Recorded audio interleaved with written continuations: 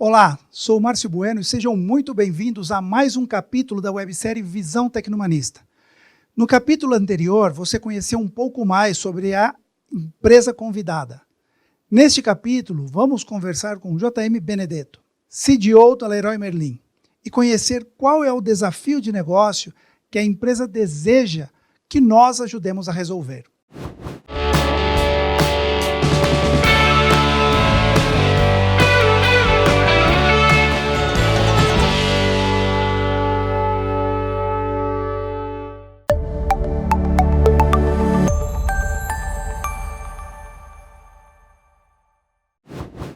Benedetto é Chief Data Officer, responsável pela definição das estratégias de dados e do modelo operacional da companhia.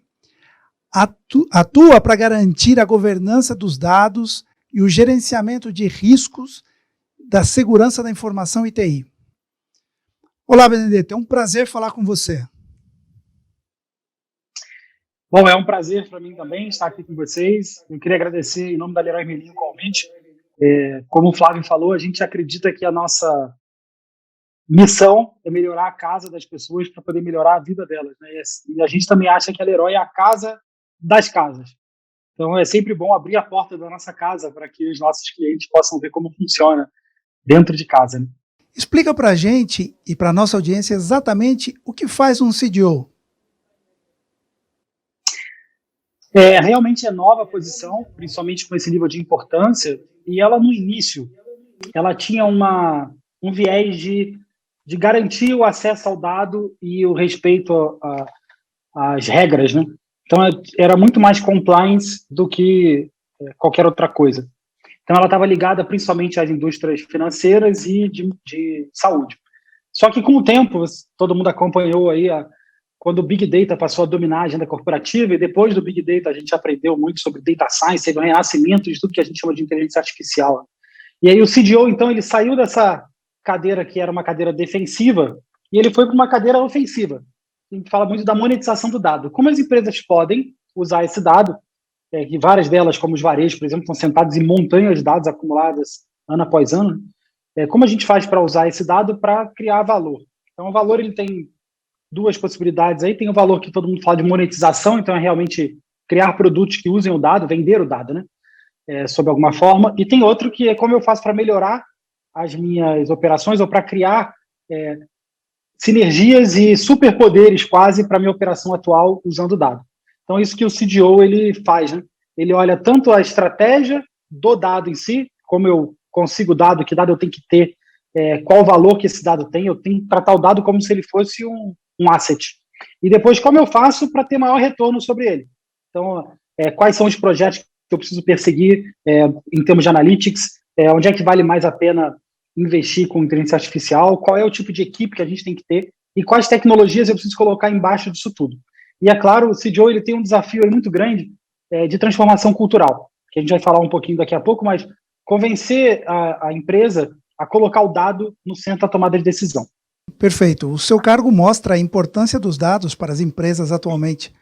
Na sua opinião, qual é a importância dos dados para o varejo em geral e para a Leroy Merlin? Eu falei um pouquinho agora, eu acredito muito que o dado ele pode ser realmente um superpoder nessa nossa plataforma aí do Habitat. Não só da Leroy, mas de qualquer varejo. Por que eu falo de superpoder? Porque ele deixa que a gente faça duas coisas que antes elas eram impossíveis. Primeiro, o dado ele cria a possibilidade do insight, da gente conseguir ver coisas que sem o dado e sem a capacidade de análise que agora as ferramentas novas nos permitem, nós seríamos incapazes de ver. Então, são tendências, ou hints, né, pistas, que mostram qual é a melhor direção para a gente seguir, e que deixam a estratégia com um nível de acerto muito maior, que a gente aprende a experimentar custando menos e aprender mais rápido. Tá? Essa é a parte do insight. Então, ele empodera, nesse caso, as nossas equipes, para elas aprenderem mais sobre o cliente, mais sobre os produtos, mais sobre o problema que a gente está tentando resolver. Tem um outro lado, que é, na verdade, o uso de algoritmos para automação da tomada de decisão. O que antes aí a gente via, talvez nos últimos 20, 30 anos, uma automação de muitos processos manuais que eram um pouco inteligentes, com regras fáceis, agora a gente está conseguindo ir muito além. Então, eu não preciso mais automatizar uma tarefa para ser feita igual em todos os casos, né, o que para todos os meus clientes. a gente consegue ter automação personalizada. Isso, para uma empresa como um negócio como varejo, que geralmente está tratando milhões e milhões de clientes com literalmente aí centenas de milhões de pontos da verdade, né, de pontos de falha de contato que a gente pode ter com o cliente aí ao longo de toda a jornada, ser capaz de tomar micro decisões que sejam personalizadas para cada cliente, para cada situação, para cada operação, leva aí a um outro patamar de competitividade, né? Porque os nossos clientes também eles estão aprendendo muito com o digital, eles esperam muito esse contato, né? Eles esperam muito esse reconhecimento de que os clientes são únicos, que eles têm necessidades únicas. A gente mudou aí o equilíbrio de poder entre a empresa e o cliente já há muitos anos. E agora, finalmente, o dado está me deixando responder a essa necessidade do cliente de ser tratado como ele é, para eu poder enxergá-lo e trazer a solução para o problema dele, né? E não para um problema genérico aí. Eu falo isso para varejo e para Leroy porque, claro que nós não somos parecidos, né? Vender supermercado, vender comida, um fast moving goods é muito diferente do que a Leroy faz. A Leroy ela acompanha o cliente em momentos da vida muito importantes, em momentos ou de transformação, ou de início, ou de consolidação. Então, por exemplo, a compra da primeira casa, ou a reforma de uma casa para receber, talvez, aí um filho que está chegando, né? Ou talvez também uma reforma de um apartamento alugado para ele deixar mais próximo daquilo que a gente espera quando se muda para uma casa alugada nova. E é diferente daquele contato diário que você tem no mercado, né? Talvez a maior diferença é que o cliente que vai na Leroy reformar o quarto é muito diferente do cliente que vai reformar o escritório. Não porque sejam realmente clientes diferentes, pode ser a mesma pessoa, mas é que o momento, né, da vida dele, a missão de compra dele faz com que ele se comporte de uma forma diferente, que ele tome decisões diferentes. Então, essa cara de projeto, de momentos importantes e de ciclos diferentes fazem com que a gente tenha uma importância para o cliente maior, faça com que ele cuide muito mais da tomada de decisão dele e coloca a gente num nível de exigência muito grande. E eu acho que o dado está melhor posicionado aí para apoiar todo esse desafio, para ajudar a gente a resolver.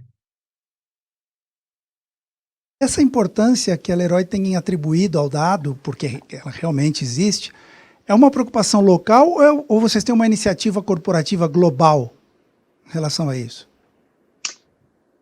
Então, a Leroy, na verdade, ela faz parte de uma empresa chamada Grupo ADO, que é um conjunto de bandeiras internacionais todas, dependendo do tamanho da bandeira, está em alguns países e outros não, mas todas as bandeiras elas estão tentando resolver um problema do cliente dentro do Habitat. E a Leroy talvez seja o grande generalista, né? A gente tenta resolver todos os problemas de todos os clientes aí no Habitat.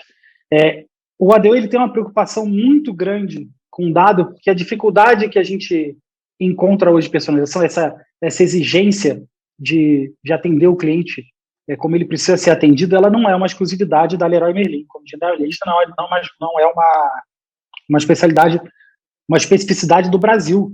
Eu ouso dizer até que outros países, como a França, a Itália, têm um nível de exigência do cliente maior do que o nosso, já uma expectativa de qualidade já mais desenvolvida. Então, tem uma iniciativa global, já há alguns anos, eu acho que a gente já está há 6 anos com que a gente chama de Data Lab, né? Uma organização no ADO, então nessa nossa Maison Mère, que cuida da estratégia de dado multi-BU, ou grupo. E ela ajuda a gente tanto nas reflexões estratégicas, né? Que tipo de projeto a gente deveria perseguir, e também nas tecnológicas. Então, recentemente, nós assinamos uma parceria com o Google, muito grande, na verdade, fechou com eles tanto em Analytics quanto no uso mesmo das ferramentas do G Suite, para troca de dados, informações e para fazer essa transformação digital no dia a dia, né, nas ferramentas que as pessoas usam. E a Leroy talvez seja as que estão levando das bandeiras, as que abraçaram essa causa com mais fervor, porque nós somos definitivamente aqueles que mais têm dado, né? E eu acho que tem um ditado na estratégia, ou talvez um tipo de estratégia que fala que o primeiro que chega às vezes tem uma vantagem competitiva, né? E quando a gente fala de dados, isso geralmente é real. Aquele que consegue ter uma base de dados de cliente, principalmente, mas também de operações, mais robusta e consegue começar a tirar valor dela, geralmente ganha uma vantagem competitiva que, se ele colocar num ciclo de retroalimentação, vai permitir que ele consiga cada vez mais dado e cada vez mais valor. E é muito difícil para os concorrentes alcançarem. Por quê? Porque é muito difícil fazer inicialmente essa base de dados, né? A gente fala muito que o dado está disponível, que o dado é o petróleo, mas eu acho que ele não é só o petróleo, né, que a gente usa e gasta. Eu acho que o dado ele tem muito a ver com as grandes reservas que a gente tinha antes de ouro e pedras preciosas, porque o acesso é muito difícil, né? Essa abundância que parece ter na superfície, ela não é real, porque para a gente ter realmente o dado que a gente precisa para colocar a serviço do negócio, a serviço do cliente, no formato que a gente quer, com a qualidade que a gente precisa, é um esforço muito grande. Então, as unidades aí da Leroy no mundo se lançaram primeiro porque elas eram as maiores e tinham maior oportunidade. E a gente está conseguindo ter alguns resultados bem impressionantes. A gente pode falar daqui a pouco com os desse dado.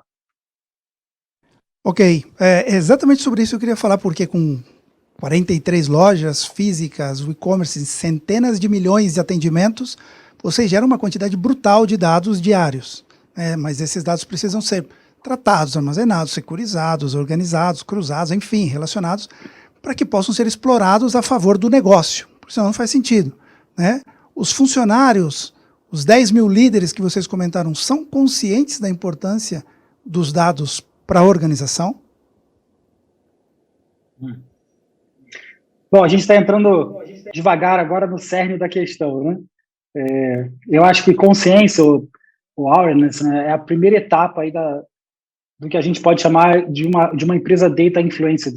Todo mundo fala de data driven, mas eu sempre penso em data influenced, porque eu acho que nós estamos no varejo, tem muito do varejo que pede uma paixão humana, né? Pede uma aposta, uma vontade de criar o que ainda não existe. Então eu preciso que o dado, sim, influencie muito essa decisão, esse caminho, essa aposta, e que ele ajude a gente a entender onde é que nós estamos indo, se está dando certo ou não, né? Que ele seja um grande balizador da intuição comercial, da aposta comercial. Mas eu preciso que a aposta comercial ainda exista, né? Então a intenção da Leroy é ser uma empresa data influenced, mais do que data driven. E essa transformação dessas 10 mil pessoas, ela está longe de ser igual para todo mundo. Eu tenho algumas áreas que já estão há muitos anos falando sobre dado, então é muito mais fácil, por exemplo, um controle de gestão falar sobre KPI, né, primeiro, que é a visão que ele tem do dado, que ainda assim eu acho reduzida, mas é bem mais próximo, do que, às vezes, para um assessor de vendas que está na loja em contato com o cliente, né, que boa parte do trabalho dele é relacionamento cliente, ou talvez manter a gôndola abastecida, limpa, bonita, cheia, como a gente espera. Então, eu diria que a gente ainda não está no nível de conscientização do dado que eu preciso. Porque se a gente for separar, uma coisa é saber que existe, que é importante, mas não mudar o comportamento.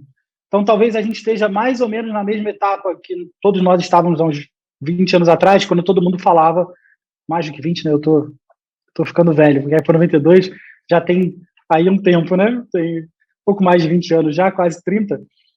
Mas uma coisa é a gente falar da importância do planeta, ou da ecologia no geral, e outra coisa é a gente chegar onde nós estamos hoje, medindo a emissão de carbono, com compromissos mundiais, não só dos países, mas também de grandes empresas, em reduzir e cortar. Levou muito tempo para a gente interiorizar realmente esse conhecimento e essa decisão de fazer alguma coisa com o triple bottom line. E eu acho que a gente está passando pelo mesmo caminho com o dado.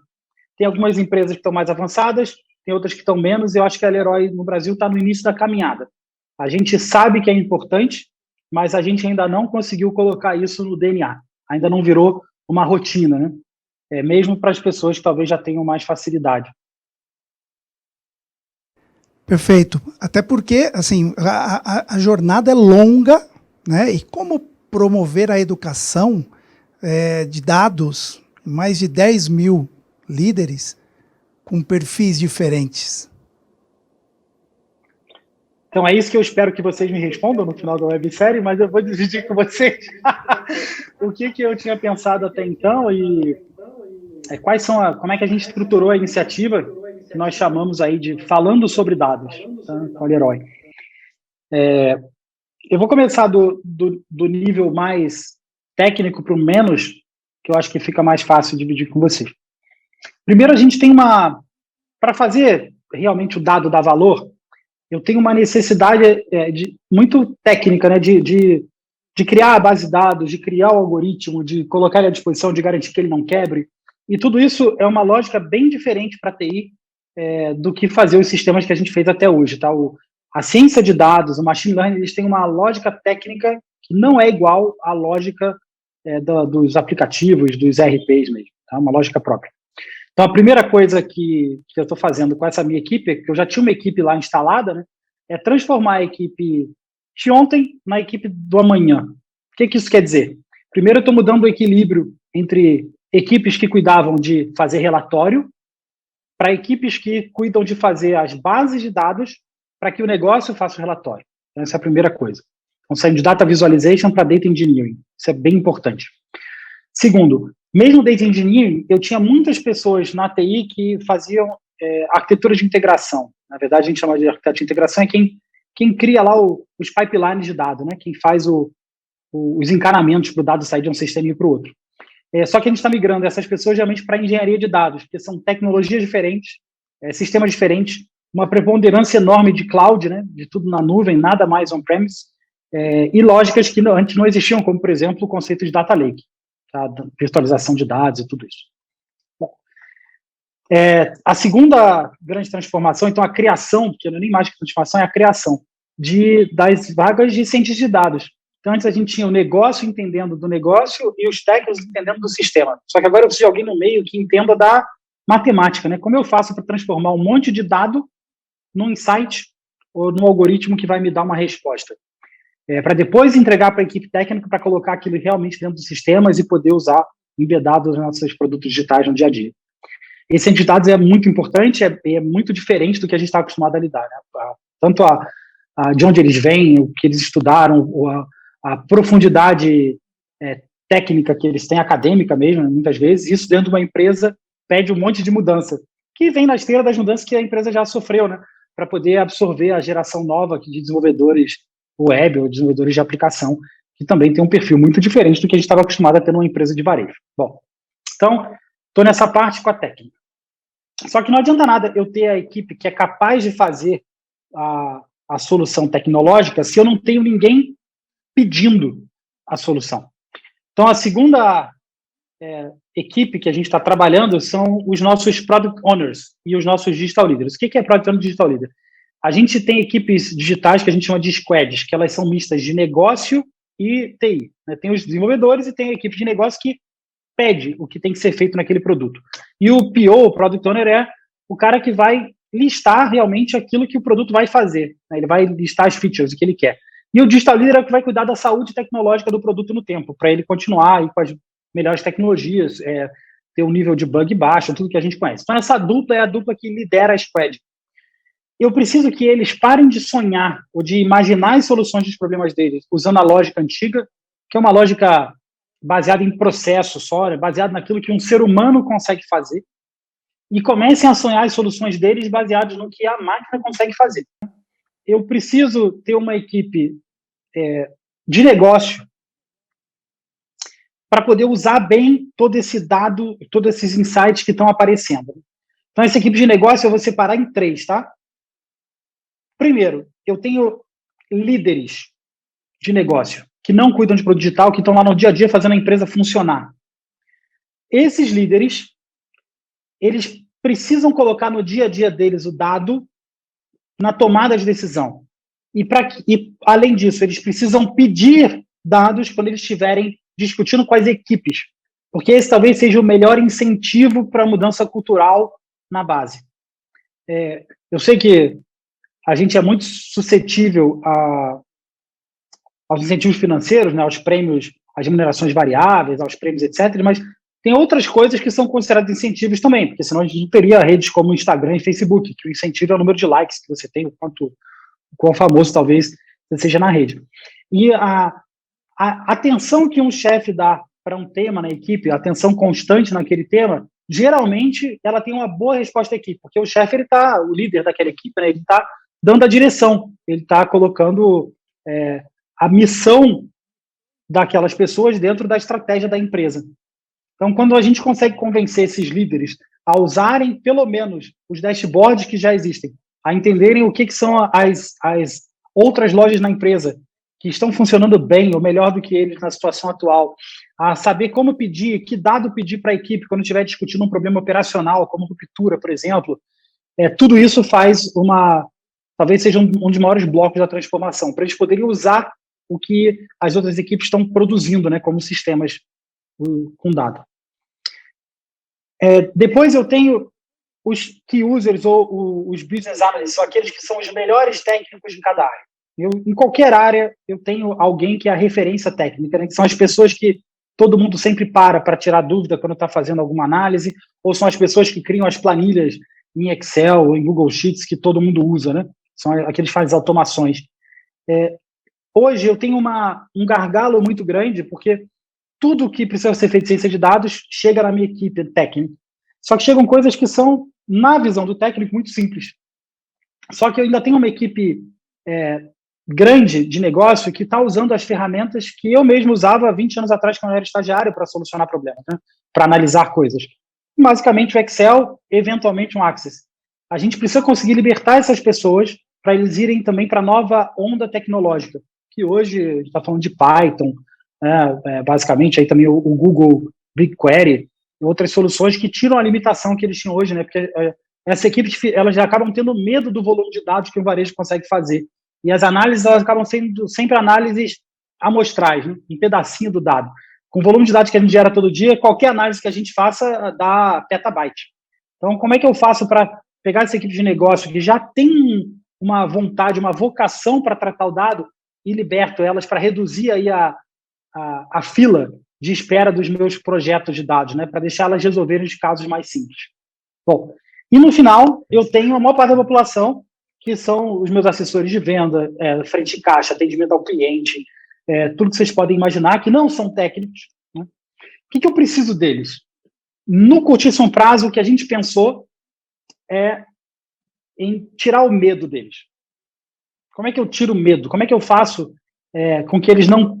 quando o gerente pedir para eles trazerem um relatório, para eles trazerem um número, eles não se sintam acanhados, não sintam desconfiança, não achem que o dado é alguma coisa que vai prejudicá-los, né, que vai expô-los. Como é que eu faço? Essa é a primeira dúvida, porque não tem como construir com medo. Medo talvez seja uma das coisas mais difíceis para uma organização. A gente espera que as pessoas cheguem no nível de data literacy adequado para o negócio. Ok, ou seja, extremamente complexo, extremamente profundo, mas desafio aceito. Nós vamos trabalhar com vocês e vamos apresentar uma solução de acordo com a nossa visão tecnohumanista para ajudar a Leroy Merlin a resolver esse grande desafio. E agora que já temos o desafio, vamos começar a trabalhar por a mão na massa, mas antes eu quero te apresentar mais um patrocinador da websérie, a Nepo, que é uma fábrica de software, tem muitas soluções e é especialista em inteligência artificial. Ela transforma a maneira de como as empresas trabalham e se comunicam no ambiente digital. Oferecem soluções inovadoras para automatizar tarefas repetitivas e melhorar a produtividade. Enquanto eu me preparo para o próximo capítulo, eu vou deixar vocês vendo aqui um vídeo sobre a Nepo, rapidinho. Fiquem bem e até lá!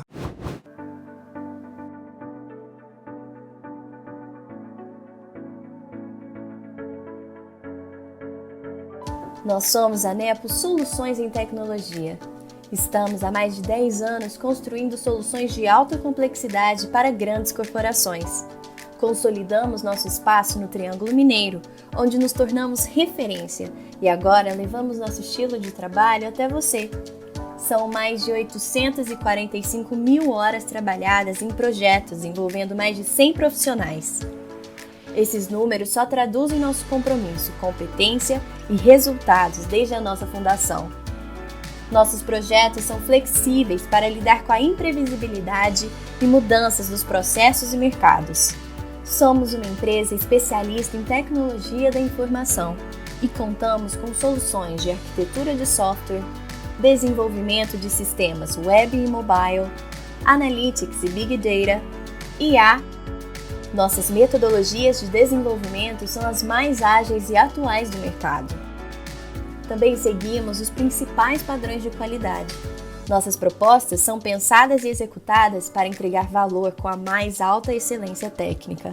Nossas ações de infraestrutura são voltadas para automações que visam ampliar a entrega de valor. Quando falamos em engenharia de software, nossos profissionais utilizam as melhores ferramentas Case. Todos os nossos processos são gerenciados para tornar transparentes as informações sobre a evolução dos projetos, com status Report on Demand. Estamos em melhoria contínua, pois nossa governança de TI, com base no ciclo PDCA, está sempre aberta ao uso de novas tecnologias, novos desafios, oportunidades e olhares. Nossa fábrica é preparada para entregar projetos de alta complexidade, do início ao fim, ou em parceria para entregar projetos sob medida para necessidades específicas. Desenvolvemos e comercializamos produtos digitais como o TM2 Digital, uma plataforma de atendimento omnichannel pensada para atender de grandes corporações a pequenas e médias empresas. Criamos o IAN, nossa própria inteligência artificial, capaz de potencializar interações nos mais diversos segmentos, projetado para entender com excelência a língua portuguesa, e os resultados obtidos comprovam sua alta performance no mercado nacional. Para melhorar os acessos de colaboradores e parceiros gerenciados de forma centralizada, auditável, segura, rápida e simples, contamos com o Blazon, uma plataforma de gestão de identidade e controle de acessos. Somos uma empresa aberta, acreditamos em uma parceria honesta com comprometimento e liberdade. Destine seus projetos nas mãos de verdadeiros especialistas. Aqui, acompanhar o cliente durante toda a jornada faz parte da nossa cultura. Fale com nossos consultores pelo 4003-9128 ou pelo e-mail comercial@nepo.com.br e leve a transformação digital para a sua empresa.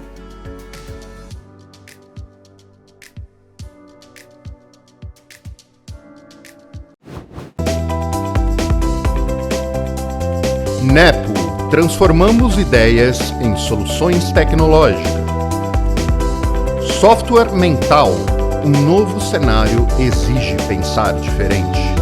RCE Digital, conectando pessoas com inovação e tecnologia. Palo Alto Networks, líder global em segurança cibernética. Este programa é uma idealização e produção BNSK.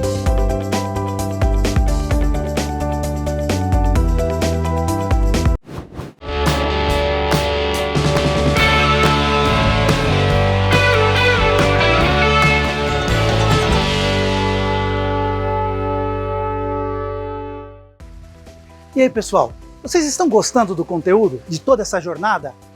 É importante para a gente saber a sua opinião. Deixe o seu comentário, eu quero saber o que você está pensando, se isso está sendo válido, se está agregando para você. E se você ainda não se inscreveu, inscreva-se no canal e ative o sininho para receber as notificações dos próximos vídeos.